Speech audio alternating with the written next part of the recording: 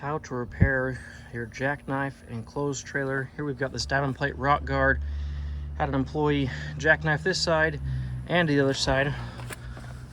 I have already removed the screws and started removing our trim panels and started taking this apart. You can see this side had pretty severe damage. I ended up buying a 4-foot by 8-foot sheet, which will go twice as high as this and cover most of the damaged area. On this side, the damage was not as severe. Not as much of a puncture.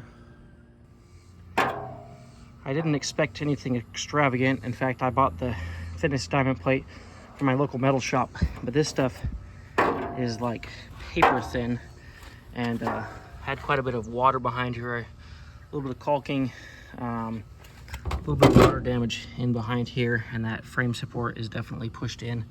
So we'll have to take a look at that. This support in the corner surprises me a bit. You can see that water damage in the bottom there, but we'll definitely be upgrading this because this stuff is paper thin. It's like aluminum foil. Okay, here's our factory. Here's our replacement. This was 0.60, 0.06. The other option was 0.9 or something like that. I don't know what this is, but drastically different. So that'll definitely be an upgrade. I thought I was cheaping out going with thin stuff, but it's actually way improved.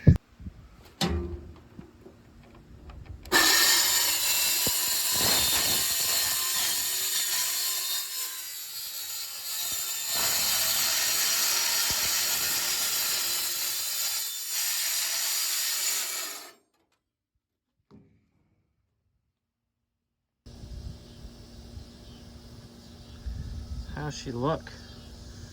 Pretty seamless. Top looks a lot better. Just got this trim piece on there,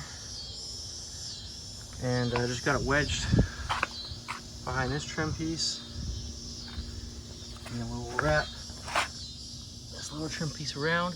Do need to pull it a little more to the right here. Yeah, that looks a lot better. I'm gonna opt out of using this factory edge that was right here on this edge because we added so much height to this. But I'm gonna use this factory edge on the top. I had to cut off about 3/4 of an inch because I'm on a straight instead of an angle. It ends right before that joint.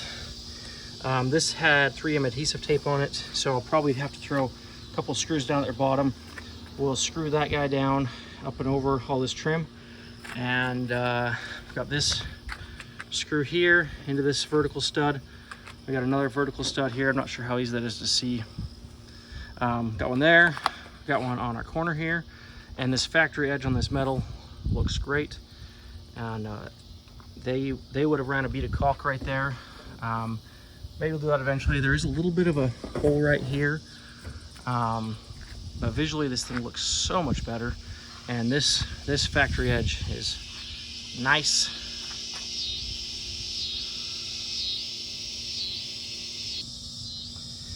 This paneling does have one screw right behind here. It's about right there. I can't really get to it with a drill. The other side I cut the corner off with that thing, but I think on this side I'm just gonna take my pliers and just rip. Gonna rip, yeah, there we go. Yeah, this stuff is so thin. Okay, should we check and see how bad this is? I'm worried it's gonna be out pretty far. We're probably in at least 2 or 3 inches at the worst spot, and it goes all the way up. So I'm definitely gonna pull that out, and we got to get our mounting surface up here pulled out. Okay, we got the skid, the forks here, chain we can hook on. Before I dive into this, let's take a look at this damage. It is pretty bent. This whole pillar right here is smashed in. Not sure how well you can see that. Pretty well kinked. It had a really sticky glue on these front pieces. I don't even know how I'm going to get a chain back behind there. It's pretty well pinched there. Okay, I've got this hooked on the bottom, wrapped around itself and chained to the forks. So if I back up and then lift it up, try to slide that chain up to here, that's where I want to pull from.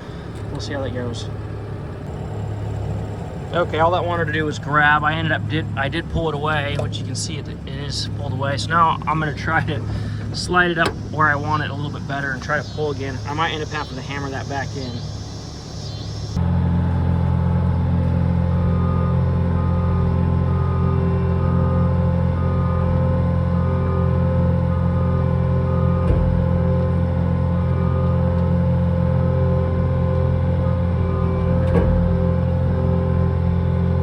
Okay, we definitely yanked it a little more than needed.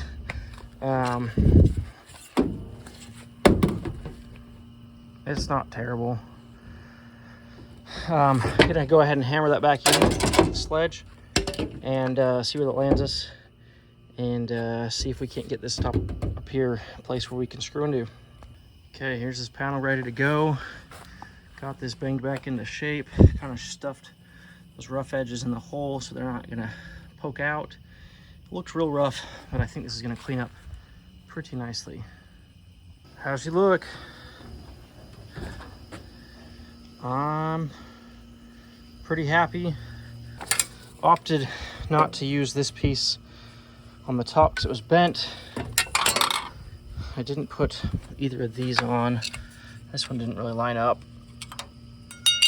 But factory edge here, a little bit of a bubble right there. I think that jackknife actually damaged this outside beam too, but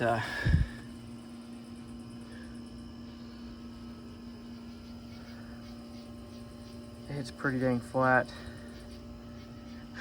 It's came out much better than I expected. So no top trim. I did take the angle grinder across here and just clean that up, take off the sharp edges where our cut was made. Factory edge on this side, factory edge on that side. This doesn't have any adhesive, so this is kind of bowing, so wouldn't be a bad idea to throw some self-tappers along there.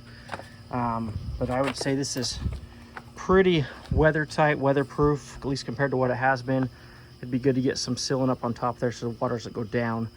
But most of the road debris is going to fly up from the tires and actually hit down lower here and drop down. So really the stuff up here is just going to be rain. Huge improvement. This thing was just every time I drove this around town, I just felt like it was an eyesore. So this cleans it up.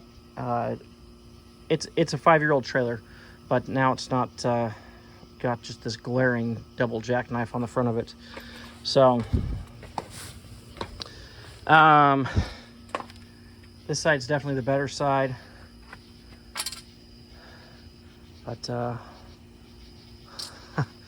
they both look really good, to be honest. So I'm really happy with that. We'll go ahead and end the video here. Thanks for watching Thrifty Garage. We'll see you on the next one. Take a look at this in the daylight.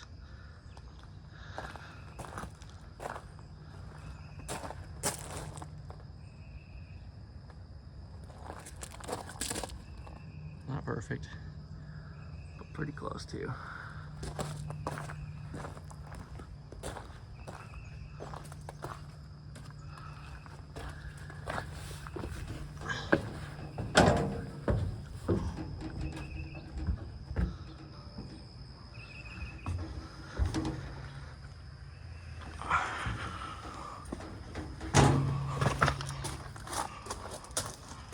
Oh. There she is.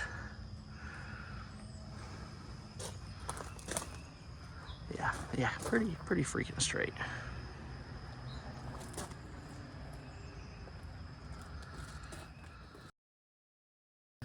This left side isn't as good. Oh crap.